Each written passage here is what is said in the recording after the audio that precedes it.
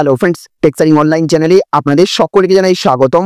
আজ 1 মে বৃহস্পতিবার, আর আজ ইতিমধ্যেই কেন্দ্রের মোদী সরকার এবং রাজ্যের মমতা সরকারের তরফ থেকে বেরিয়ে আসলো 10টি বিরাট বড় খবর, যা কিনা দেশের সহ রাজ্যের প্রত্যেক বাসিন্দার জন্য জানা অত্যন্ত দরকার। তাই চলুন বেশি সময় নষ্ট না করে আমরা প্রত্যেকটি খবর বিস্তারিতভাবে জেনে নিই। আর তার আগে আপনাদের কাছে ছোট্ট একটা অনুরোধ, অবশ্যই ভিডিওটিকে লাইক করবেন, সঙ্গে সঙ্গে সকলের কাছে ভিডিওটি দেখার পর শেয়ার করবেন। আর যদি আপনি আমাদের চ্যানেলে নতুন হয়ে থাকেন তাহলে চ্যানেলটিকে সাবস্ক্রাইব করবেন। ভিডিওটি যদি আপনি ফেসবুক থেকে দেখে থাকেন তাহলে অবশ্যই আমাদের পেজটিকে ফলো করবেন।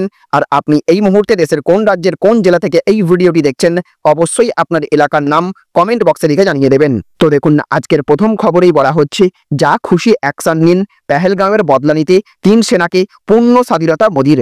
তো পেহেলগাঁও জঙ্গি হামলার বদলা নিতে 3 সামরিক বাহিনীকে পূর্ণ স্বাধীনতা দিলেন প্রধানমন্ত্রী নরেন্দ্র মোদী। সূত্র উদ্ধৃত করে সংবাদ সংস্থা পিটিআইয়ের প্রতিবেদনে জানানো হয়েছে, নিজের বাসভবনে প্রতিরক্ষা মন্ত্রী রাজনাথ সিং, জাতীয় নিরাপত্তা উপদেষ্টা Ajit Doval, chief of defence staff general Anil Chauhan সহ 3 বাহিনীর প্রধানের সঙ্গে যে উচ্চ পর্যায়ের বৈঠক করেন প্রধানমন্ত্রী, তাতে তিনি স্পষ্টভাবে নির্দেশ দিয়েছেন যে যখন খুশি যেখানে খুশি পেহেলগাঁও হামলার বদলা নিতে পারে ভারতীয় সেনা, ভারতীয় বায়ুসেনা এবং ভারতীয় নৌসেনা।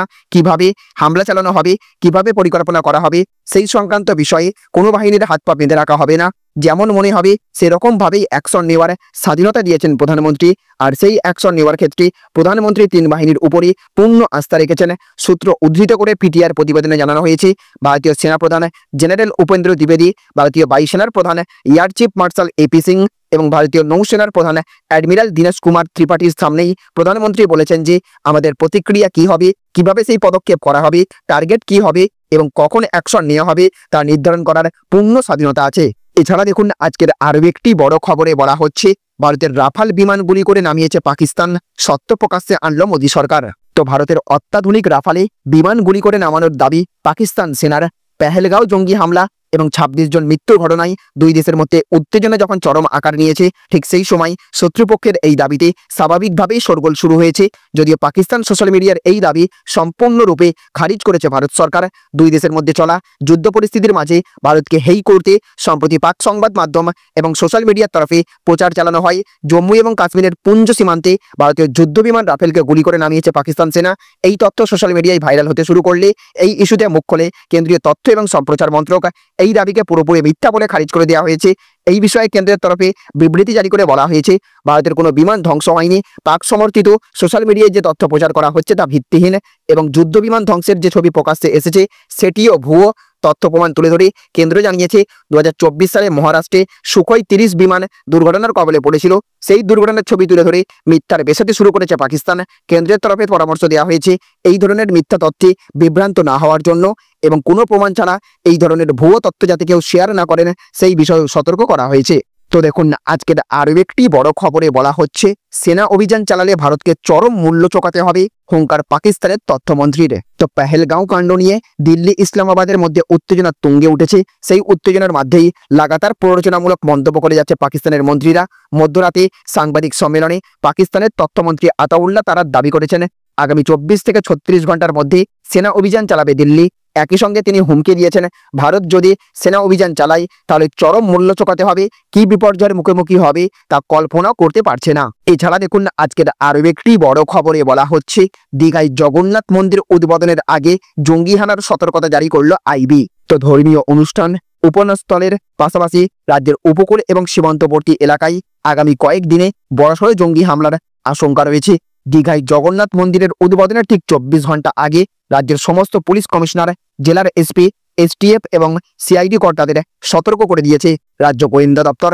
অতি সম্প্রতি মাল্টি এজেন্সি সেন্টার ম্যাক এবং সাবসিডিয়ারি মাল্টি এজেন্সি সেন্টার এসম্যাক থেকে পাঠানো গোয়েন্দা তথ্যের ভিত্তিতেই এই সতর্কবার্তা জারি করেছে আইবি।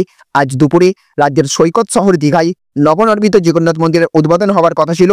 এই উপলক্ষে মুখ্যমন্ত্রী মমতা বন্দ্যোপাধ্যায় এবং মন্ত্রিসভার অন্য গুরুত্বপূর্ণ সদস্যদের পাশাপাশি রাজ্য প্রশাসনের শীর্ষ কর্তারা এই মুহূর্তে দীঘায় রয়েছেন। ঠিক এই পরিস্থিতিতে কেন্দ্রীয় গোয়েন্দা সংস্থার পাঠানো তথ্যের ভিত্তিতে এই রাজ্যে জঙ্গি হামলার সতর্কবার্তায় কার্যত চাপ বেড়েছে রাজ্য পুলিশ প্রশাসনের।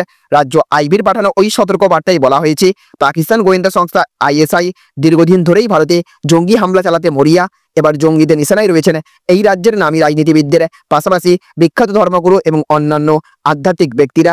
জগন্নাথ মন্দির উদ্বোধন উপলক্ষে রাজনীতিকদের পাশাপাশি দীঘায় রয়েছেন রাজ্য সরকার আমন্ত্রিত অনেক খ্যাতনামা ধর্মীয় ব্যক্তিত্বও। স্বভাবতই এতে ঘুম ছুটেছে এই রাজ্যের গোয়েন্দাদের। তো দেখুন, আজকের আরও একটি বড় খবরে বলা হচ্ছে সেনাকে পূর্ণ স্বাধীনতা দেওয়ার পরে মোহন ভাগবতের সঙ্গে বৈঠক প্রধানমন্ত্রীর, বাড়ছে যুদ্ধের জল্পনা। তো ভারত পাকিস্তান যুদ্ধের আবহে এবার আরএসএস প্রধান মোহন ভাগবতের সঙ্গে দেখা করলেন প্রধানমন্ত্রী নরেন্দ্র মোদী। সন্ধ্যায় প্রধানমন্ত্রীর সরকারি বাসভবনে যান সরসংঘ চালক। সেখানেই কিছুক্ষণ কথা হয় দুজনের। প্রথমে প্রতিরক্ষা মন্ত্রী, জাতীয় নিরাপত্তা উপদেষ্টা এবং 3 সেনাপ্রধানের সঙ্গে বৈঠকে সেনাকে পূর্ণ স্বাধীনতা দেওয়ার সিদ্ধান্ত। তারপর স্বরাষ্ট্রমন্ত্রী অমিত শাহের সঙ্গে দেখা এবং তারপর আরএসএস প্রধান মোহন ভাগবতের সঙ্গে দেখা সাক্ষাৎ। প্রধানমন্ত্রীর পরপর বৈঠকে ভারত পাকিস্তান যুদ্ধের জল্পনা বাড়ছে। পেহেলগাঁও হামলার 1 সপ্তাহ পূরণ হয়েছে, অথচ এখনও মুক্ত বাতাসে শ্বাস নিচ্ছে 26 জনকে নির্মমভাবে হত্যা করা জঙ্গিরা। এই পর্যন্ত কাশ্মীরে বেশ কয়েকটি অভিযান এবং ধরপাকড় চালিয়েও হামলার মূল অভিযুক্তদের গ্রেপ্তার বা নিকেশ করা যায়নি। এইদিকে এই হামলার প্রত্যাঘাতে পাকিস্তানের বিরুদ্ধে কড়া পদক্ষেপের ইঙ্গিত দিয়েছে কেন্দ্র। এই পরিস্থিতিতে 3টি গুরুত্বপূর্ণ বৈঠক করেছেন প্রধানমন্ত্রী। প্রথম বৈঠকে প্রতিরক্ষা মন্ত্রী রাজনাথ সিং, জাতীয় নিরাপত্তা উপদেষ্টা অজিত দোভাল এবং সিডিএস জেনারেল অনিল চৌহান উপস্থিত ছিলেন। সেই বৈঠকেই প্রধানমন্ত্রী মোদী সেনার উপরে সম্পূর্ণ আত্মবিশ্বাস ব্যক্ত করেন এবং সেই সঙ্গে তাদের পূর্ণ স্বাধীনতা দেন প্রত্যাঘাতের। এরপরই স্বরাষ্ট্রমন্ত্রী এবং নিজের ঘনিষ্ঠ পরামর্শদাতা অমিত শাহর সঙ্গে দেখা করেন প্রধানমন্ত্রী। তারপরই সংঘপ্রধানের সঙ্গে তার বৈঠক। নয়াদিল্লিতে একের পর এক কর্মকাণ্ডে যুদ্ধের জল্পনা আরও বাড়ছে। প্রধানমন্ত্রী সেনাকে পূর্ণ স্বাধীনতা দেওয়ার পর যেভাবে সংঘপ্রধানের সঙ্গে প্রধানমন্ত্রী বৈঠক করলেন সেটা বেশ তাৎপর্যপূর্ণ। এমনিতে আরএসএস প্রধান সরকারি কোনো পদে নেই। সরকার কোনো বড় পরিচালনা করলে সেটা সম্পর্কে তাকে অবহিত করার প্রয়োজন পড়ে না কেন্দ্রের। তবে কেন্দ্রে নরেন্দ্র মোদী সরকারের ক্ষেত্রে বিষয়টি অন্যরকম। সংঘ বিজেপির আদর্শগত ভিত্তি যে কোনো বড় সিদ্ধান্ত নেওয়ার আগে সংঘকে অবহিত করাটা বিজেপির অঘোষিত রীতি। প্রধানমন্ত্রীর এবং ভাগবতের সাক্ষাতের পর স্বাভাবিকভাবেই প্রশ্ন উঠছে, তাহলে কি বড় কোনো সিদ্ধান্ত নিতে চলেছেন প্রধানমন্ত্রী? তো দেখুন, আজকের আরও একটি বড় খবরে বলা হচ্ছে হিন্দু বাঁচাতে গেলে তোর পরিবার শেষ করে দেব, বাঙালি জওয়ানের বাড়ির বাইরে হুমকি পোস্টার। তো পর্যটকদের রক্তে ভিজেছে কাশ্মীরের মাটি। গত মঙ্গলবার পেহেলগামে জঙ্গি হামলা হয়েছিল, মৃত্যু হয়েছে 26 জনের। এরপর থেকেই একের পর এক পদক্ষেপ নিচ্ছে কেন্দ্র। উপত্যকা জুড়ে চিরুনি তল্লাশি চালাচ্ছেন জওয়ানরা। এই আবহে জম্মু কাশ্মীরে পোস্টিং এক বাঙালি জওয়ানের বাড়ির বাইরে পড়ল হুমকি পোস্টার, হিন্দু বাঁচাতে গেলে তোর পরিবারকে শেষ করে দেব। লেখা রয়েছে সেখানে হুগলি জেলার ধনেখালি নিবাসী গৌরব মুখোপাধ্যায় সেনাবাহিনীতে কর্মরত। তিনি একজন প্যারা কমান্ডো বলে খবর। গত শনিবার রাতে তার বাড়ির বাইরেই হুমকি পোস্টার দেখা যায়।